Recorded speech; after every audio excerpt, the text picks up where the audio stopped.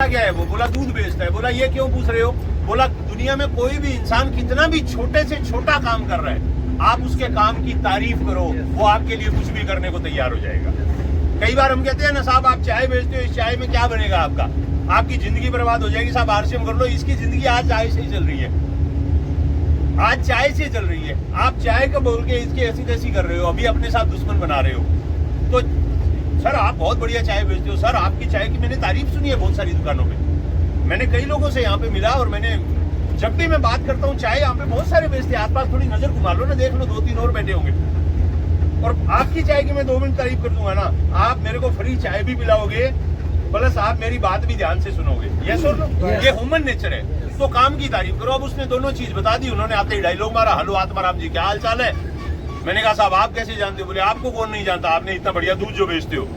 अब आत्माराम बेहोश है, जैसे मर्जी काट लो।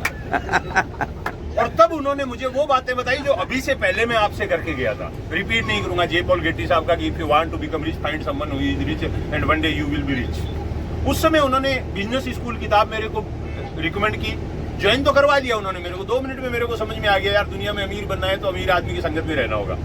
धीरूभाई अंबानी दुबई में चाय वो पेट्रोल पंप पे पेट्रोल भरते थे, ऐसा हमने सुना है। यस और नो? जब धीरूभाई अंबानी वहां पेट्रोल पंप पे पेट्रोल भरते थे तो बहुत सारे लोग पेट्रोल पंप पे पेट्रोल भरते थे। एक दिन धीरूभाई अंबानी की नजर पड़ी कि सामने यार एक होटल है और सारे बड़े बड़े अमीर लोग आते हैं, कार में पेट्रोल भरवाते हैं, जाके उस होटल के आगे खड़े हो जाती है गाड़ी।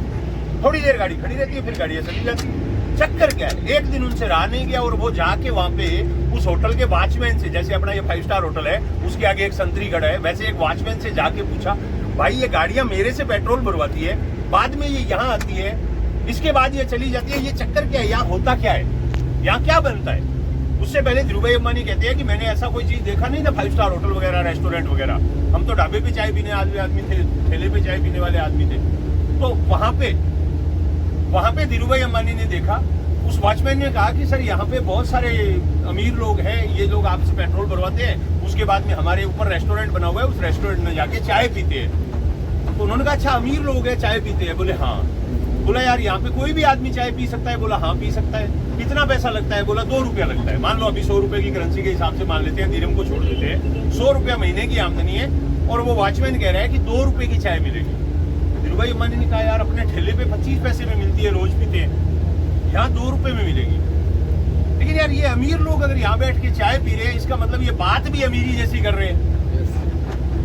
अगर मेरे को अमीर बनना है तो मुझे इस माहौल में रहना पड़ेगा और मुझे इन लोगों से वो तरीके सीखने होंगे जिससे मैं अमीर बन सकता हूँ। ढाबे पे या ठेले पे तो मेरे जैसे ही मिलेंगे मेरे को, और मेरे जैसे तो मेरे जैसा ही मेरे को बनाएंगे, ऐसा नहीं बनाएंगे जैसे ये लोग आ रहे हैं। अगर मेरे को इनके जैसा बनना है तो इनकी संगत में जाना पड़ेगा। और धीरूभाई अंबानी कहते हैं कि उसी दिन उन्होंने डिसीजन लिया कि मैं 25 पैसे वाली चाय नहीं पीऊंगा, मैं यहाँ आके 2 रुपए वाली चाय पीऊंगा। और वो उस 5 स्टार होटल में जाने लगे, गाड़ियों में पेट्रोल भरते, सब गाड़ियां पेट्रोल लेके वहां चली जाती, वो वहां जाते और जाके वहां पे चाय पीने लग जाते और चाय पीते, उनकी बातों को सुनते। और वहीं से उनको मसाले की फैक्ट्री का आइडिया आया और इन्होंने हिंदुस्तान में रिलायंस की सबसे पहली फैक्ट्री लगी थी, वो मसाले बनाती थी रिलायंस पहले। उसके बाद में वहीं से उनको आइडिया आया धागे का, उसके बाद में धागे से कपड़ा ओनली विमल बनाया और इस तरह करके रिलायंस आगे बढ़ा। तो वहां से एक चीज मेरे को समझ में आई जब उन्होंने मेरे को एक कहानी समझाई, चावला जी ने जब ये बताया मेरे को कि भाई धीरूभाई अंबानी अमीर बने थे क्योंकि वो अमीरों की संगत में रहे थे। अगर आपको भी अमीर बनना है तो आपको अमीरों की संगत करनी पड़ेगी। यस और नो? Yes sir. और यही बात जे पॉल गेटी ने बोली है, if you want to become rich find someone who is rich and one day you will be rich. तो मेरे को एक चीज समझ में आ गई, इस बंदे के पास कार है, तेरे पास राजदूत है। अगर तुझे राजदूत से कार में जाना है तो किसी कार वाले की संगत में आना पड़ेगा। यस और नो? यस। और मैंने उसी दिन आरसीएम ज्वाइन कर लिया। इस बंदे से मिलने का एक ही रास्ता है, नहीं तो ये तेरे दफ्तर में, अपने ऑफिस में भी तेरे को फटकने नहीं देगा। दूध भी इसके घर में जाएगा तो इसकी बीवी लेगी पतीले में, ये नहीं लेगा। यस और नो? लेकिन अगर मैं आरसीएम ज्वाइन कर लेता हूं तो मैं इस आदमी के साथ रहूंगा और इसके साथ रहूंगा तो ये जैसे अमीर बन रहा है, नौकरी से अमीर बना है, लेकिन नौकरी वाले अमीरी से इसका पेट नहीं भरा है, इसका मामला कुछ बड़ा है, इसीलिए नौकरी के साथ आरसीएम को कर रहा है। तो बेटा 1260 में अगर अमीर बनने का, अमीर आदमी के साथ रहने का मौका मिले तो रातों रात ले लेना चाहिए।